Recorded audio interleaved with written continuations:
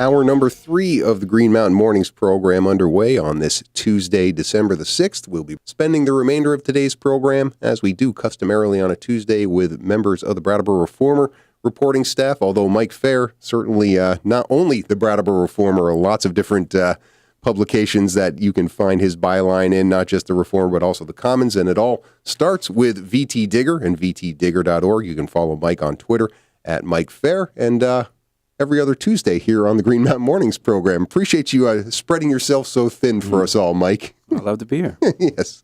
Well, you're reporting on a lot of critical things right now, and I've just been sharing with you how all morning long I've been talking about schools and Act 46. Jill Stahl-Tyler here trying to encourage people to go out and vote a week from today in the withdrawal for Vernon, Vrexit, as I've been calling it. Not the town of Vernon. Vernon's already voted to say, yes, we want out to preserve school choice, but the other member towns, Brattleboro, Dummerston, Guilford, and Putney, all need to go to the polls next week. You had a story last Thursday about the supervisory union prepping for the Act 46 vote. Talk a little bit about what you're seeing from your perspective.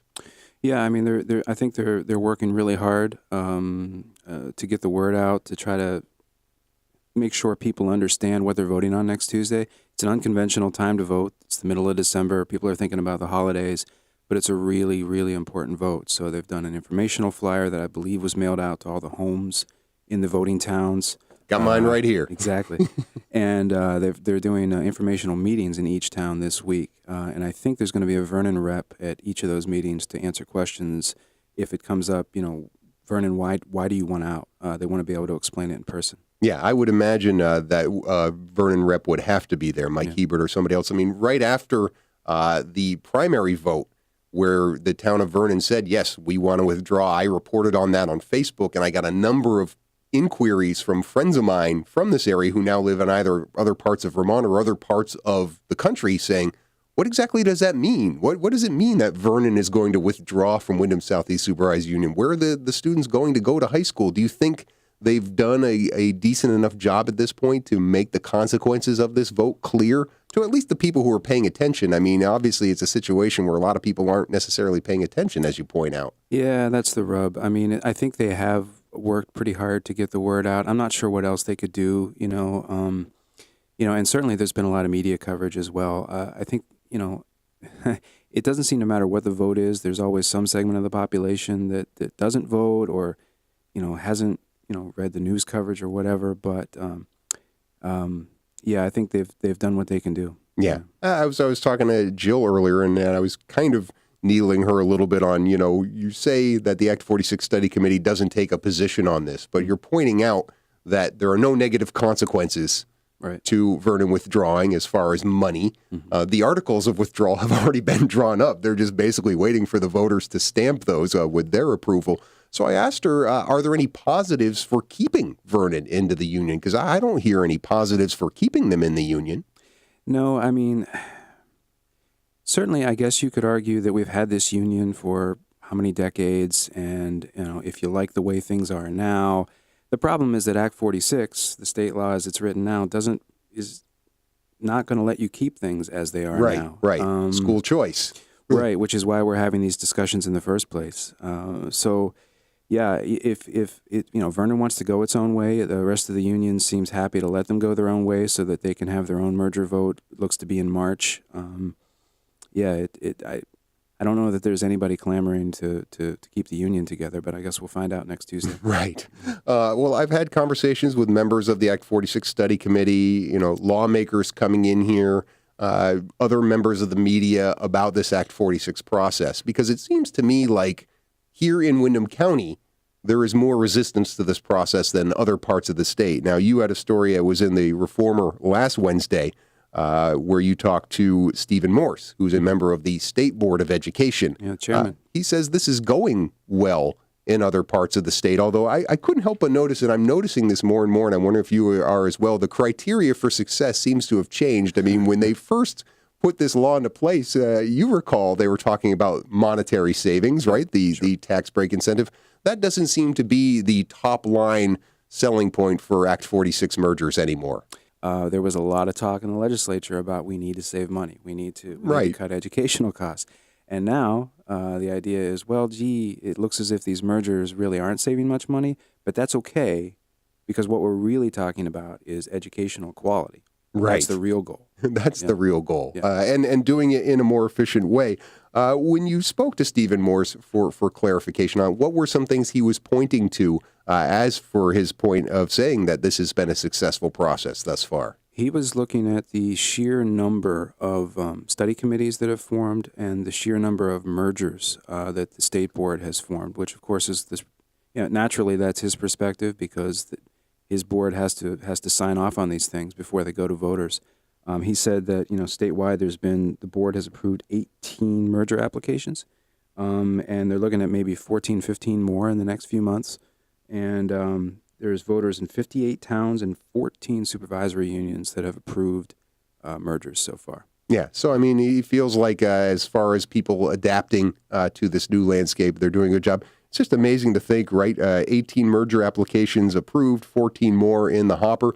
32 districts in a state the size of Vermont ought to be enough. I mean, I don't know how many they're going to end up with, but when we're talking about the student population we have here, and the fact that student population is going to continue to decline, when I hear people arguing against doing something, I really wonder what they're looking at. And I don't know if you are able to have conversations to people who have been really concerned about this process. What are the things they're saying that why we don't need to make changes to our education system? I think the sentiment that I hear over and over again, and I understand it, is how do we know that bigger is better? What's the mechanism by which we're going to improve educational quality?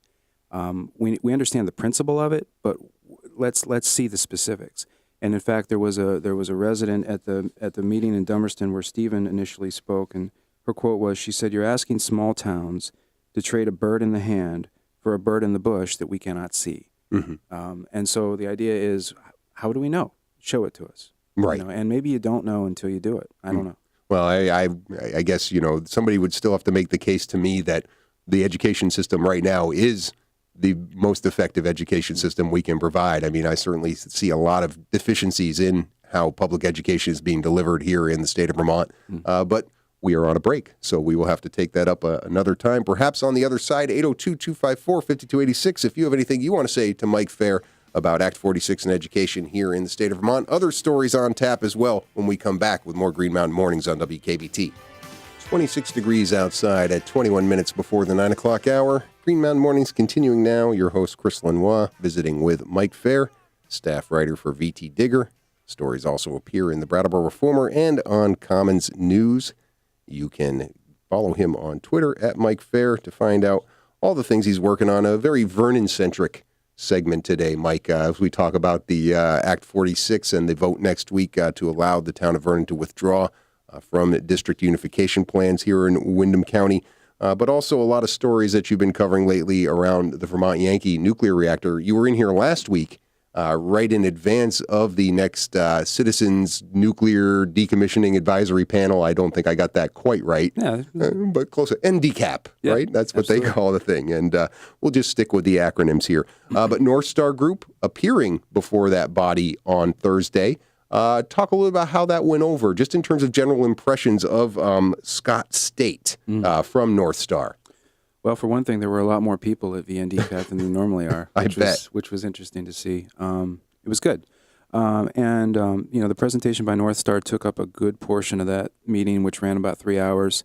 And basically, they laid out their vision for VY. It was, we have planned this down to the smallest detail. We can do it on budget, on time, and here's why.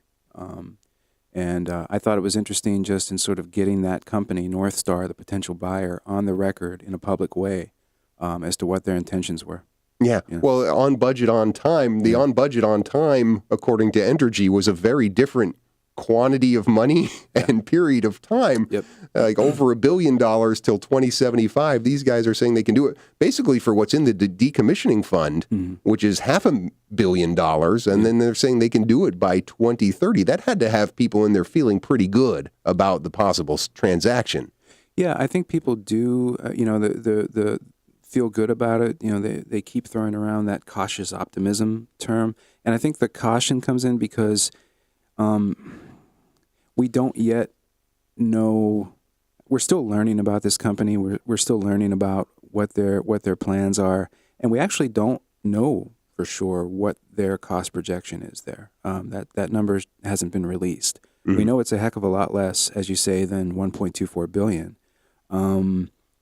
But there's this sort of mysterious minimum level of funding that has to be in the plant's decommissioning trust fund before this sale closes at the end of 2018, before Northstar takes over.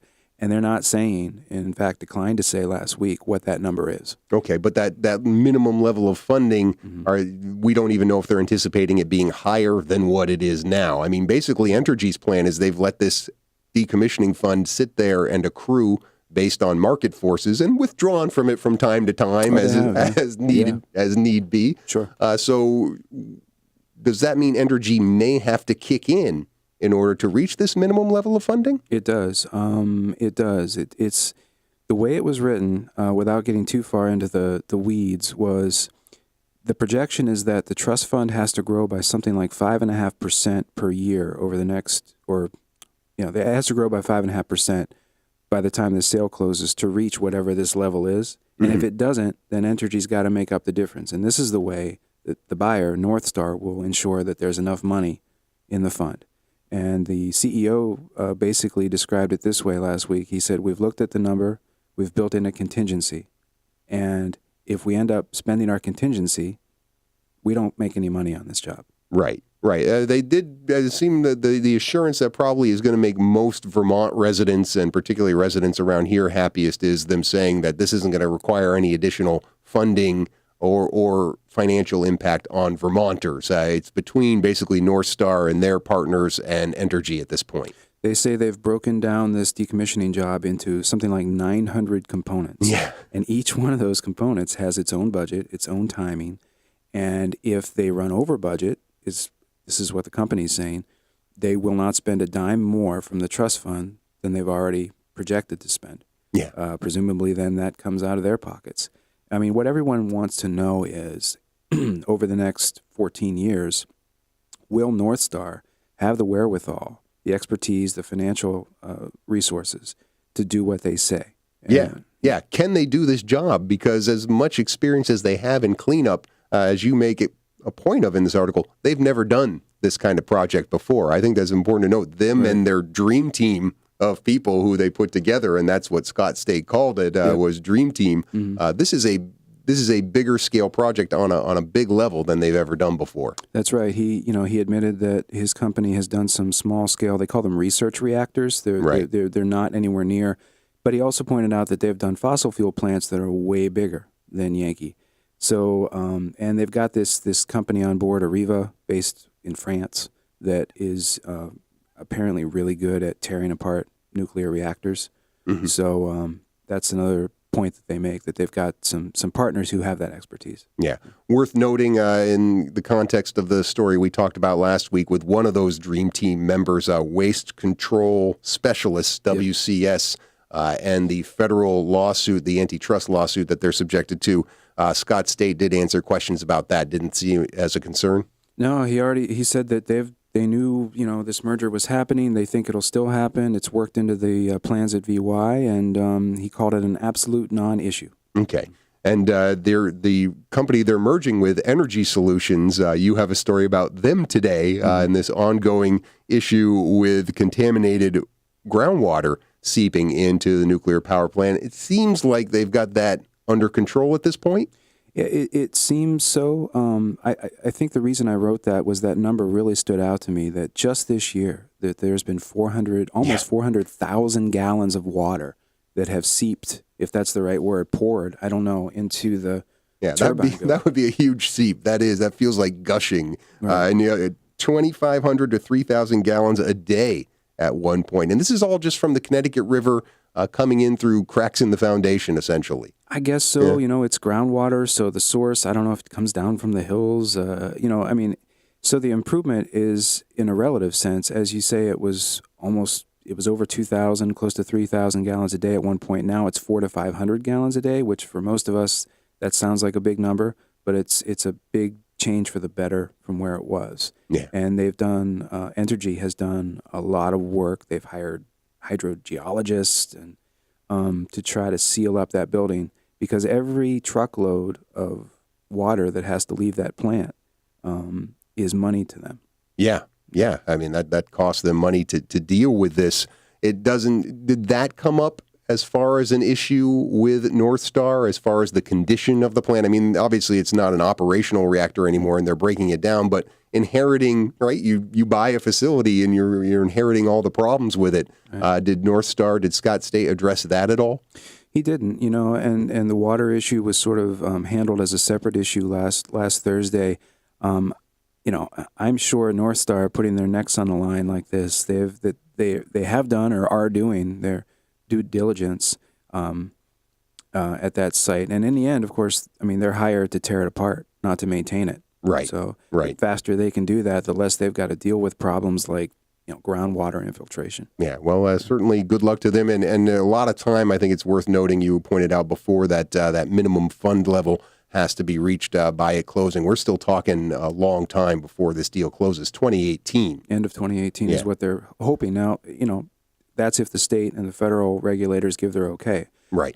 Mike Toomey, the representative from Entergy, made a point last week of saying, if we don't get the okay, then the deal doesn't happen, and we go back to where we were, which was safe store decommissioning at the end of 2075. That's just what it'll be. For over $1 billion, right? Versus the price tag that they're putting on it now. Good stuff to stay on top of. The kind of companion story to that, in a way, you had over the weekend about this Ecovation Hub, as not only our area, but the rest of the state and really the rest of the world trying to figure out how to move on from fossil fuels, nuclear energy, look at renewable energy. We in our part of Vermont have probably been more forward-thinking about this than most, and you were covering this conference last Wednesday night. It appeared in the weekend edition of the Brattleboro Reformer. Alex Wilson of Building Green heading up this Ecovation Hub group, really on the precipice of starting to make some moves, it seemed like. Yeah, I mean, they started about over a year ago and said, we've got all this green building expertise. What can we do with that? And it sounds like it's really kind of snowballed into this tri-state effort that involves 4 counties in 3 states, and they've got pretty grand plans to not only capitalize on what we've got as far as green building, but also greatly expand it. And there's this really interesting financial mechanism that they're trying to create called Faher. And this would be the mechanism by which all these innovative projects is funded. And it's really being billed as sort of this national model if they can pull it off. Yeah. Well, and I think I remember having these conversations with Laura Sibilia, who you quote in the story, back when she still is with BDCC, but back before she was a state representative. And she was saying, with regards to the Southeastern Vermont Economic Development Strategies Project, said we really do need to think about this regionally. It can't just be the state of Vermont. It's got to be New Hampshire. It's got to be Massachusetts. And thinking about replacing Entergy, where so many jobs were dependent, or so many communities were dependent on the jobs there. That made a lot of sense. Yeah. When I read their plan as it's laid out, especially this Faher plan, and the one thing that has never been completely clear to me is, have they done any look into whether there's a market for this, right? I mean, it's really nice to be able to weatherize your house or install renewable energy projects and things like that, but we are not an affluent community, or even in the entire Northeast, really burgeoning economy here. Are they doing studies to say there is a demand for the kinds of services? There's definitely an opportunity to do it, but are there going to be buyers out there for it? Did they do any looking into that? Well, there was a lot of talk at the meeting last Wednesday of, here's our 4 or 5 year budget plan. Here's some of the funding streams we can look at. But I mean, that is the key. Just because you've got these services that you can offer, and money available for people to borrow, but do people want to borrow it and take on that debt for whatever the return is going to be? I think what is interesting to me is this isn't just BDCC. It isn't even just Alex Wilson from Building Green saying, gee, we think this is a really good idea. Everyone should buy into this. They've got a really interesting group of partners. They've got, 3 or 4 schools involved. They've got, the guy who's heading up that Faher funding effort is one of the guys is Dan Yates. From Brattleboro Savings and Loan, people who really seem to know their stuff. Whether that's a predictor of success, I don't know, but they've got a lot of buy-in already. Yeah, Frank Knott, this consultant that's been working with them for a while, Vital Economy Alliance, you quote him in the story talking about this eco-fire aspect of things, doing at least $160 million worth of financing within 6 years. That would be an exciting transformation for our economy here. I certainly hope it works out. Mike Faher, you're a busy man working for all the publications you're working for. Tell people some of the stories you're working on this week. Well, let's see. We've got Chroma Technologies up in Bellows Falls has gotten a state okay for a big expansion they're doing. I think they're adding 25 or 30 workers. It's a big expansion. Is that part of their downtown move, or is that separate from that? No, I think this is something that they've worked with, again, going back to BDCC on and the state. So that's definitely one of the stories we're pursuing. All right, we'll take a look for that on the pages of the Reformer, as well as the Commons, as well as online at VTDigger.org. Mike, always good to talk to you about these things. Thanks so much. Thank you. All right, follow him on Twitter at Mike Faher. We'll be back to wrap up this edition of Green Mountain Mornings right after these messages.